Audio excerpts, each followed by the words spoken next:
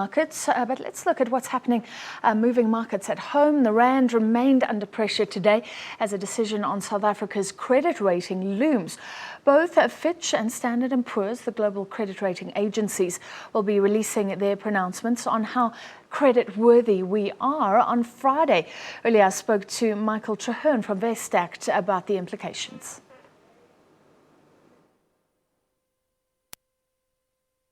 If you're investing it in the right areas, the infrastructure is good. The problem, though, is the investments that we've had going in days gone by, we're not seeing the growth come through. So debt's good if you can grow out of it. And a GDP number that came out recently, we're only growing at 0.7%. It's a fraction of where we need to be. So we need to be aiming north of 5% so we can grow, which means more revenues, which makes it easier to pay off debt, which means more people employed, and it's all of that sort of thing. So it's, I think it's problems at the structural level, and it's something that government's going to have to think quite deeply about how we're going to go forward. And it could be a double whammy for the rand, which has already hit an all-time low this week. Jobs data coming out of America. Explain the implications of that as well. Yeah, so one of the key numbers that Janet Yellen, who's the Fed chair, looks at is how the jobs market's doing in the US. So if that number's anywhere where it's expected to be, it's almost likely that we're going to see an interest rate hike in December.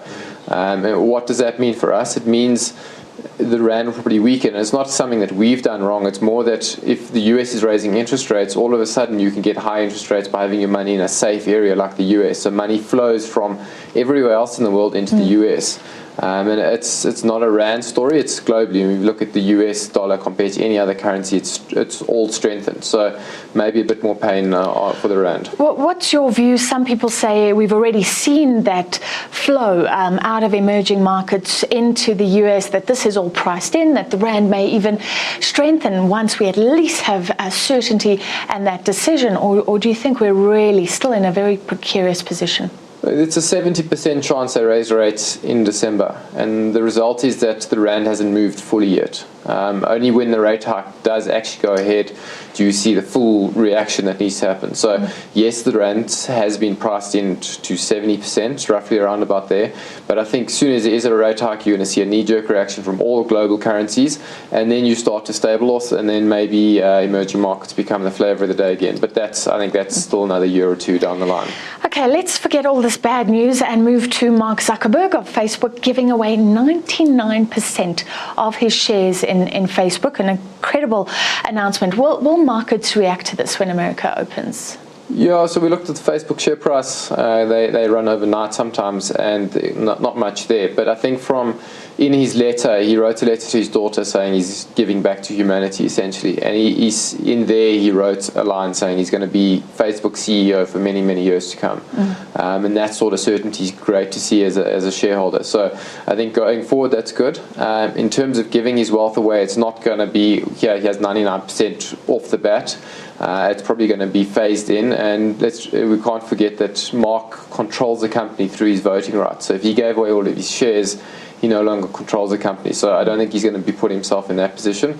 But it's still great to see people who have amassed so much wealth giving back and putting money where it's not always profitable to do it, and it's good for humanity. It is wonderful, and he apparently looks up to Bill Gates, who did the same, but he did it and then he retired. Mark Zuckerberg, you've alluded to it, he's going to have to be Facebook CEO and do the philanthropy on the side. So no fear that he will lose focus on his primary goal of growing Facebook. No, I think these guys work 100 hours a week, and that's madness numbers. So maybe now he only spends 90 hours a week on Facebook and 10 hours a week on philanthropy. That's still great.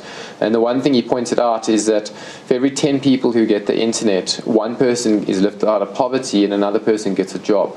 And if we look at a bigger scale, still 50% of the planet doesn't have internet. And Facebook's primary market is obviously on the internet. So if you can get 100% of the global population who has internet, Facebook's business suddenly becomes twice as profitable. So even the philanthropy helping humans get out of poverty is also good for Facebook in the long run. So I think it's a win-win situation.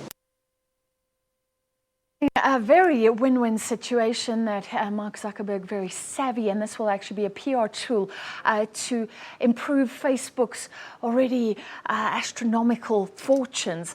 Let's see what people are saying on social media, and generally this is welcomed as long as people are helped. Jean Lopez Jenkins says Mark Zuckerberg is donating billions of dollars to charity. Kinda awesome. PL, I wonder if Zuckerberg fancies buying a football club before he gives away all his dosh. Inbox me, Mark. Yeah, I'm sure he will. Jessica Smith, inspired by Zuckerberg's philanthropic actions this week, kind of wish he'd run for president, even if to just to elevate the dialogue. Imagine Mark Zuckerberg and Donald Trump in a debate.